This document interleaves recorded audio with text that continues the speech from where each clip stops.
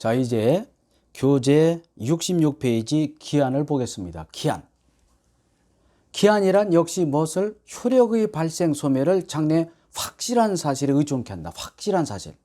아까 조건은 불확실했죠. 이번 시험에 합격하면 차 사준다. 조건. 또는 내일 비가 오면 눈이 오면 어떻게 하자. 조건. 그런데 성탄절 이브가 되면 선물 준다. 기한. 이번 시험에 끝나면 선물 준다. 기한이죠. 확실한 거. 조건은 두레부를 알 수 없는 거. 기한은 확실한 거. 그 차이밖에 없습니다. 기한은 효력 발생 여부가 확실한 것이다. 시기 종기는 별거 아니죠. 1월 1일 날 시작해서 12월 말에 끝난다면 시기는 1월 1일, 그리고 종기는 12월 말이죠. 이게 시기는 시작, 종기는 끝이니까 시기는 발생, 종기는 소멸이고요. 근데 이제 확정기한과 불확정기한, 이 불확정기한이 애매한 많습니다. 불확정기한이. 그래서 제가 여기 두 개 예를 해놨죠. 갑이 사망하면, 첫눈이 오면 이런 것은 사망 확실하죠? 눈 확실히 오잖아. 언제인지 모르죠? 이런 걸 조건이라 하지 않냐고 불확정기한 그럽니다. 갑이 사망하면 첫눈이 오면은 조건이 아니라 불확정기한이다. 왜? 사망 확실하지, 첫눈 확실하지, 언제인지 모르지. 그래서 불확정기한 그런 표현을 쓴다는 거. 기한을 붙일 수 없는 것도 많습니다. 우리 3달만 살자 부부로서 안 되잖아요. 너 10달만 내 아들 해 안 되잖아요. 그런 얘기 되겠습니다. 혼인 등등의 가족법은 효과가 즉시 발생해야 된다. 따라서 시기 붙이지 아니하고요. 그리고 어음수표는 조건을 붙이지 못해도 기한 붙일 수 있다고 했죠. 한 달짜리 어음 기억나시나요? 어음수표는 조건 못 붙여도 기한을 붙일 수 있다. 그럼 어음부정은 조건을 붙일 수 있어 없어요? 있잖아요. 외우시기 바라고요. 좀 복잡해. 어음수표는 조건은 붙이지 못해도 기한을 붙일 수 있다. 그리고 소호표가 인정되지 않죠? 기한은. 기한부 법률행위도 기한이 붙은 법률행위죠. 이번 시험이 끝나면 차 사준다. 재산권이죠. 기대권이죠. 아까 조금 권리보다 더 확실하잖아요. 이번 시험이 끝나면 차 사준다. 기한 권리도 기대권으로서 재산권이기 때문에 역시 처분, 상속, 보존, 담보 제공할 수 있어 없어요? 있다 라고 보시면 되겠어요. 기한 도래 전에도 기한이 붙어있는 권리는 재산권으로서 처분, 상속, 보존, 담보할 수 있다. 굉장히 중요합니다. 기한 도래 후에는 시기는 발생, 종기는 소멸이 어렵지 않죠? 이런 안 나와. 기한 도래는 소표가 없습니다. 기한 있는 법률행위 소표 인정하는 것은 기한을 붙일 의미가 없어져. 따라서 기한은 절대 소표되지 않아. 표를 다시 한번 정리해 보겠습니다. 자, 좀 전에 봤죠? 조건 기한은 둘 다 뭐라고 했습니까? 불소급이다. 그러나 조건은 소급 가능, 기한은 절대 불가야. 꼭 알아두시 바라고. 어렵습니다. 외우실 때도 이렇게 외우지 마시고 이렇게 오세요.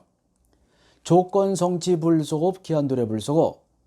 그러나 조건만큼은 특약으로 소급 가능, 기한은 절대 소급 불가. 이렇게 외우시면 됩니다. 외울 게 많죠. 이런 거는 한 번에 안 외워진다 그래서 자꾸 실망하지 마시고 보시다 보면 외워집니다. 외워지고요. 어차피 조건 기한에서 하나 나오는데 안 나올 때도 있지만 내가 아까 플러스만 해서 많이 나오거든요. 이 경우는 좀 어려운 파트에 속해요. 외우실 때는 조건 성취 불소급, 기한 도래 불소급. 그러나 조건만큼은 특약으로 소급 가능, 기한은 절대 소급 불가. 이렇게 외우시면 되겠습니다. 기한의 이익을 봅니다. 기한 이익. 좀 어려운 말이죠. 일단 기한은 채무자 이익을 위한 것으로 추정한다. 중요합니다. 외워야 돼요. 채무자가 채권자로 그리고 추정이 분단 올 수 있어요. 기한은 채무자를 위한 것으로 추정한다는 거 외워야 돼요. 중요하다. 채무자 추정한다. 기한이익 부과했다는 얘기는 무슨 소리냐면요.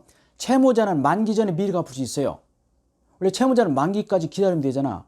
그때 갚으면 되죠. 원래 채무자는 만기 갚으면 되잖아요. 그러나 만기 전에 미리 갚을 수 있어. 그러나 그로 인하여 채권자가 이자를 못 받아. 그런 경우는 배상해야 돼. 상대방이 해야지 못한다는 얘기는 기한은 채무자를 위한 추정되지만 그러나 만기 전에 미리 갚는 것은 채무자의 자유다. 그러나 채무자가 만기 전에 갚음으로써 채권자 해를 입었다. 이자 못 받아. 그런 경우는 이자를 배상해야 돼. 기한은 채무자 이익을 위한 것으로 추정하고 채무자는 만기 전에 미리 갚을 수 있어 기한이 포기 가능해. 그러나 상대방이 해를 입었다. 그로 인한 배상을 하면 된다. 중요하고요. 기한이익 중요하지. 기한이 도래하지 않음으로써 받는 이익 일단 굉장히 중요합니다. 도래하지 않음으로써 받는 이익 중요합니다. 도래하지 않음으로써 제가 표현을 해놨습니다. 기한이익은 기한이 도래하지 않음으로써 받는 이익이고, 기한은 일단 채무자를 위하여 추정하죠. 기한이익이 누구에 있냐가 중요한 경우가 많습니다. 좀 더 보도록 하고요. 기한은 채무자 이익을 위해서 추정한다는 거 중요하고요. 그리고 일단은 기한이익은 도래하지 않음으로써 얻는 이익이라는 거 말씀드리고, 제가 그림을 그려놨습니다. 보시도록 하겠습니다. 기한이익. 1월 1일 날 돈을 빌렸습니다. 내가 친구에게 1,000만 원을 빌렸습니다. 서로 사업하는 친구가 아닌데 1월 1일 소비대차 돈 빌리는 거죠. 그러고 나서 1월 30일 갚기로 했습니다. 1월 30일. 그런데 갑자기 친구가 1월 22일 날 갚으랍니다. 물론 이때 돈 있으면 갚으면 되겠죠. 그러나 돈이 없어요. 그럼 내가 뭐라고 하죠? 야, 내가 너한테 1월 1일 날 1,000만 원 빌렸고 1월 말에 갚기로 했는데 오늘 1월 21일이야. 그러니까 아직 열흘 남았잖아. 이게 기한이익이죠. 기한이익이란 뭐? 기한이 도래하지 않음으로써 얻는 이익이다. 도래하면 틀려요? 기한이 열흘이나 남았잖아. 이렇게 버틸 수 있어. 이게 기한이익이야. 자, 시험에 기한이익은 기한이 도래하면서 얻는 이익이다. X 도래하지 않음으로써 얻는 이익이다. 굉장히 중요합니다. 기한이익은 기한이 도래하지 않음으로써 얻는 이익이다. 이 그림을 보시면 아실 수 있죠. 우리가 채무자가 큰 소리 치잖아. 그러나 30날 지나면 금방 저자세가 되죠. 아, 미안하다. 기한을 지키지 못해서. 그렇죠? 그러나 1월 30일 지나면 채무자가 금방 저자세가 되잖아요. 기한을 넘겨서 미안하다. 그렇게 얘기하잖아. 기한이익은 기한이 도래하지 않음으로써 그동안 당사자가 받는 이익을 말한다. 그런 뜻이라는 거 중요하고요. 자, 이번에는 기한이익을 누가 하는지를 보시겠습니다. 기한이익을 누가 하느냐? 채권자가 하는 경우가 있고요. 채무자만 하는 경우 있고 쌍방이 다 하는 경우도 있어요. 채권자만 가진다. 무상임치, 공짜로 물건을 맡기는 거예요. 맡기는 거. 공짜로 물건을 맡깁니다. 공짜로 물건을 맡기 때는 임치만 줬죠. 이거 누구요? 채권자죠. 무상임치 뜻 공짜로 물건을 맡긴다. 임치인만 줬습니다. 수치는 물건을 보호하는 사람 힘만 들잖아. 그래서 무상임치의 경우는 임치인 채권자만이 좋다. 임치인만이 기한이익이 있다. 그런 뜻이 되었고요. 채무자만 갖는다. 무이자 소비대차의 차주. 그러니까 이자 없이 돈 빌려서는 차주가 그렇죠. 좋잖아. 사용대차의 차주. 사용료 안 주고 쓰는 차주가 기한이익이 있죠. 여기서 돈을 빌려준 사람하고 물건을 빌려준 친구는요. 이자라든지 사용료 못 받으니까 나쁘잖아요. 그래서 자, 무상임치의 경우는 임치인 채권자 이익을 갖고요. 무이자 소비대차와 사용대차는 차주만 가는데 이게 누구죠? 채무자죠. 그러니까 보통 쌍방이 다 있습니다. 이자보 소비대차, 이자를 받는 소비대차. 은행에서 돈을 빌려주죠. 은행 이자 받아줬죠. 채무자는 원금 활용하잖아. 그래서 이자보 소비대차, 다시 말해서 유상 소비대차는 양쪽이 다 있고요. 또 어느 경우도 유상 임치 경우도. 우리가 지하철이라든지 터미널 같은 데 라카 있잖아요. 거기 물건 맡기는데 보관료 내고 하루에 1,000원, 2,000원. 그러면 그 라카를 설치한 친구는 하루에 사용료 2,000원을 받잖아요. 우리는 무슨 기한이 있겠습니까? 2,000원만 내면 물건을 보관할 수 있지. 그래서 하루 종일 누가 건드리지 않잖아요. 이게 기한이익입니다. 그래서 유상의 경우는 쌍방이다. 기한이익이 있다라고 보시면 되겠습니다. 자, 좀 전에 말씀드렸지만 채무자는 만기 전에 미리 갚을 수 있죠. 그게 바로 기한이익 포기라고요. 그러나 채권자가 이자 못 받아 그런 경우는 이자를 주라고 했죠. 그게 기한이익 포기죠. 기한이익 포기라는 것은 권리자는 자신의 의사에 따라서 자유롭게 포기할 수 있다. 따라서 기한이익도 자유롭게 포기할 수 있어요. 채무자는 미리 갚을 수 있어요. 만기 전에. 만기까지 갚을 의무가 없잖아요. 그러나 그럼으로써 채권자 이자를 못 받으면 그로 인한 배상을 해야 되죠. 상대방 이익을 해야지 못한다는 거 그런 뜻이 되겠습니다. 기한이익이 당사자 일방에만 있어. 그런 경우는 일방적으로 포기할 수 있고 그러나 기한이익이 양쪽에 있다면 배상을 해야 된다는 거 간단하죠. 어렵게 생각하지 마시고 채무자는 만기까지 갚을 책임이 없거든. 그죠? 그러나 채무자가 만기 전에 미리 갚는 것은 자유야.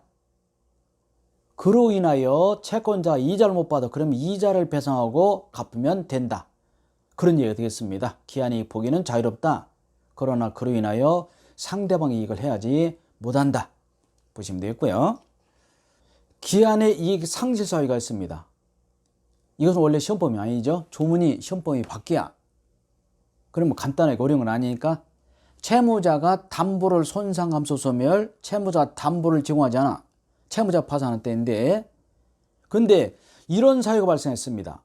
기한이익 상실 사유가 발생하면요, 채무자는 기한을 주저하지, 다시 말해서 만기까지 못 버텨. 달라면 줘야 돼. 그러나 채권자가 기한 전에 청구하면 갚아야 되죠. 즉 채권자가 기한 전에 청구하면 갚아야 되는데요. 그러나 채권자는 만기까지 기다려서 청구할 수 있어요. 다시 말해서 기한의 이익 상실 사유가 발생했다 하더라도 채무자는 그날 갚아야 되는 것이 아니라 채권자의 청구를 기다렸다가 청구하면 갚고, 그렇지 않으면 만기가 갚으면 돼요. 이거 어려운 말로 형성권적 상실특이라고 하거든요. 바로 나옵니다만은 이 세 가지가 발생되면 채무자는 만기까지 버티지 못해. 채권자가 청구하면 갚아야 돼. 그러나 그날 즉시 갚을 의무는 없고요. 채권자가 청구하면 그때 갚아야 된다. 이런 것을 형성권적 상실특이하기로 한다는 거, 바로 이어서 판례를 보도록 하겠습니다.